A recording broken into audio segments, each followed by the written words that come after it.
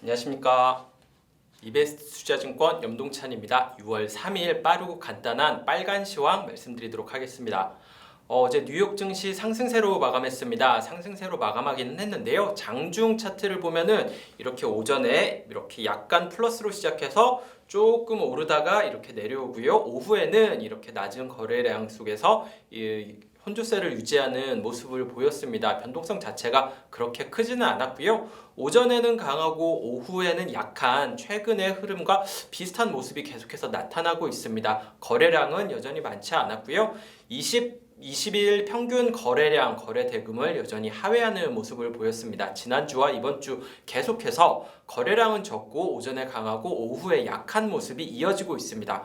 이번 주 후반에 이 고용지표가 나오는 것을 기다리기 때문에 투자자들이 좀 강하게 움직임을 보이지 못했다라고 해석하고 있는데요. 일단 내일 금요일에 한국 시간으로는 금요일이고요. 미국 시간으로는 목요일 날 신규 실업수당 청구 건수가 나오는데 이거를 1차적으로 기다리는 것 같고요. 두 번째로는 미국 시간으로 금요일, 한국 시간으로는 금요일 밤, 토요일 날 아침에 확인하게 되겠죠. 이때 나오는 월간 고용지표가 어떻게 나오느냐 이거를 기다리면서 투자자들이 좀 관망하는 모습을 보이는 것 같습니다. 거래량은 많지 않았고 오전에 강하고 오후에 약한 모습이 지난주부터 이번 주까지 계속해서 이어지고 있다. 이게 최근의 분위기입니다.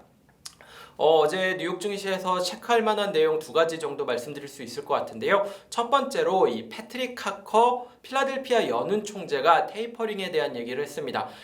이 필라델피아 연은 총재 같은 경우에는 2021년에 FOMC 투표권이 없어요. FOMC 같은 경우에는 이 연준 위원들이라든지 지방 연은 총재들이 모여가지고 이 투표를 하는 시스템인데 매년 이 멤버들이 좀 바뀝니다. 지방 연은 총재들 같은 경우에는 바뀌는데 투표권이 없는 총재들 같은 경우에는 좀 더 강하게 얘기하는 경향이 있는 것 같아요. 지금 패트릭 하커 필라델피아 연은 총재 같은 경우에는 이 테이퍼링에 대해서 가장 강하게 얘기를 하고 있는 총재지만 2021년 투표권은 없는 상황입니다.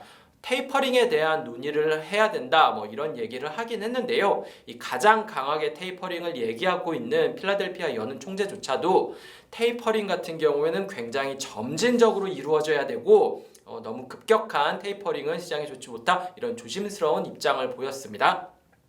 두 번째로 체크할 만한 내용은 어제 USTR 그러니까 미국 무역 대표부가 영국이랑 이탈리아랑 인도 등 6개국에 대해서 보복 관세를 부여하겠다라고 발표를 했습니다. 어떤 내용이냐면요. 이제 미국 IT 기업들, 소프트웨어 기업들이 이렇게 유럽이라든지 다른 국가들에 진출을 했는데 이 기업들에 대해서 영국이랑 인도랑 이탈리아랑 이 유럽 국가들이랑 인도 국가들이랑 몇 개들이 디지털 세금을 도입하겠다라고 얘기를 한 거죠. 이거에 대해서 유럽 같은 경우에는 당연히 이거에 대해서 추가적으로 세금을 매길 수 있을 만한 근거가 있다라고 얘기를 하고 있지만 미국 기업들 같은 경우에는 유럽 기업에서는 이 디지털세를 부과할 만한 기업들이 없기 때문에 어떻게 보면 이건 미국 기업들을 차별하는 거 아니냐, 이거는 부당하다라고 얘기를 하면서 이거에 대한 보복으로 20억 달러 규모의 의류 제품이 대부분이긴 한데요. 영국 제품이라든지 이 제품들에 대해서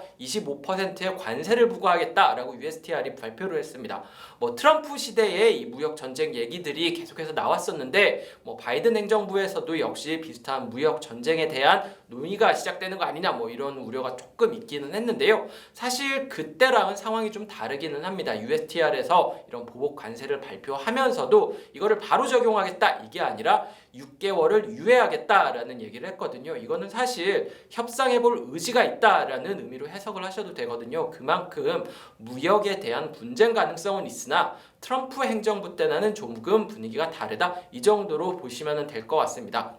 어제 업종별로는 딱히 그렇게 눈에 띄는 거는 없었습니다. 특이할 만한 거는 에너지 업종 같은 경우에는 계속해서 좋았었고요. 소재 업종 같은 경우에는 최근에 상승에 따른 부담으로 조금 약세를 보였다 이 정도가 특이했던 거고요. 어제랑은 시장이 좀 많이 반대로 갔던 게 특징 결과였다고 할 수 있습니다. 뭐 경기 소비재 업종이 어제 여행주 좋았잖아요. 이것들이 좀 안 좋은 모습 전반적으로 안 좋았고요. 어제 유가 오르면서 유틸리티 업종들 안 좋았었는데 오늘 같은 경우에는 유가 같이 올랐음에도 오히려 반등하는 모습이 나타났습니다. 시장의 방향성이 크게 나타나지 않고 있기 때문에 업종별로도 좀 하루하루 변동이 큰 모습을 보이고 있는데요. 그만큼 그 투자자 입장에서도 대응하기 어려운 시장이 되고 있다는 게 조금 어려운 상황입니다. 아마 이번 주 주말에 고용 지표가 나오면은 어느 정도 시장의 방향성을 가늠할 수 있는 지표들이 나올 거라고 생각을 하고 있고요. 그때까지는 조금 조심하는 모습이 좀 더 필요할 것 같다. 이렇게 말씀드리면 될 것 같습니다. 오늘 지금 밖에 흐린데 비 소식이 있네요. 전국에 비 소식이 있는데요. 시청자 여러분들 같은 경우에도 오늘 건강 유의하시고 우산 챙겨 다니는 하루 되시길 바라겠습니다. 감사합니다.